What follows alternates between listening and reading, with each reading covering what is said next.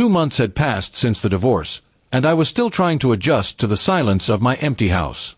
The evenings felt longer, and the mornings quieter than ever. I often found myself replaying memories of my marriage, trying to figure out where everything had gone wrong. I wasn't angry anymore, just exhausted and uncertain about what the future held. One rainy evening, as I sat with a cup of tea, there was a knock at my door.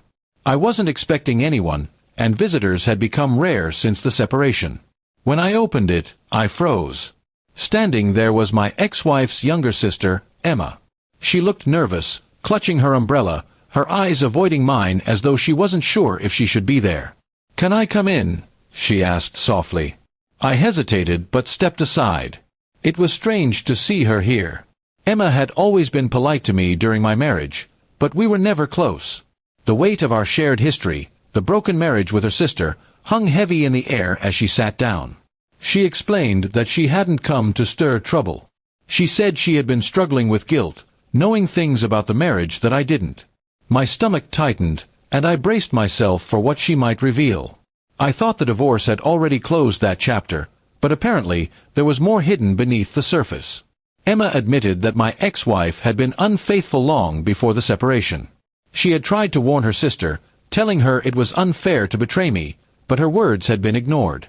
Emma looked at me with regret, saying she felt it was wrong for me to continue living without the truth.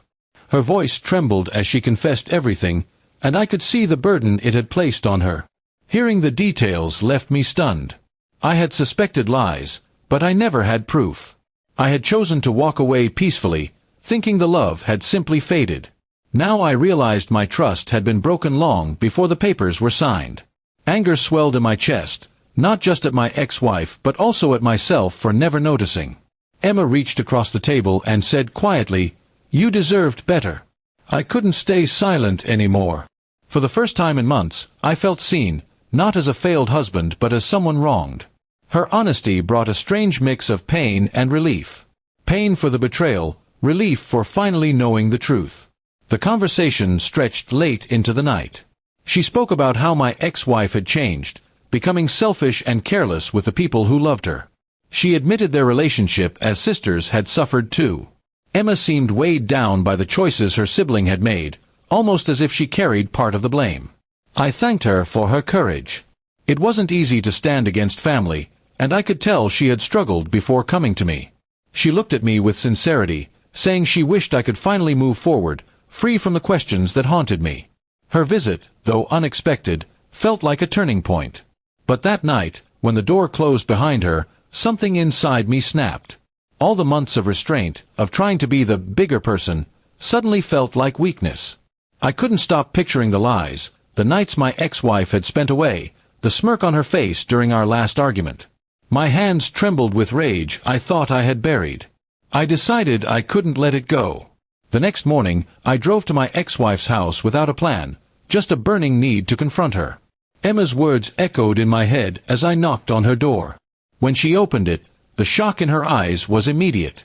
She tried to speak, but the fury in me drowned out everything. I shouted everything I'd learned, accusing her of every betrayal, every deception. Neighbors peeked through their windows as she tried to calm me down, but I didn't stop. I told her she had destroyed everything good in my life and that I would never forgive her. She called me pathetic, and something in me broke completely. In that moment, years of pain poured out of me as words sharper than knives. I didn't touch her, but I destroyed her carefully crafted image in front of everyone, shouting about her affairs, her lies, her manipulation. By the time I left, she was in tears, her face pale, her reputation in pieces. But driving back home didn't feel like victory. It felt hollow, like burning down a house you once lived in. The anger had scorched everything, leaving only ashes. Emma texted me later, saying she'd heard about the scene and was disappointed. I never replied. 2 months after my divorce, I thought I had been moving toward healing. Instead, I had torn open old wounds and set fire to what little dignity I had left. My ex-wife lost her mask, but I lost something too, my peace. The knock at the door had given me the truth, but it also dragged me into darkness I might never escape.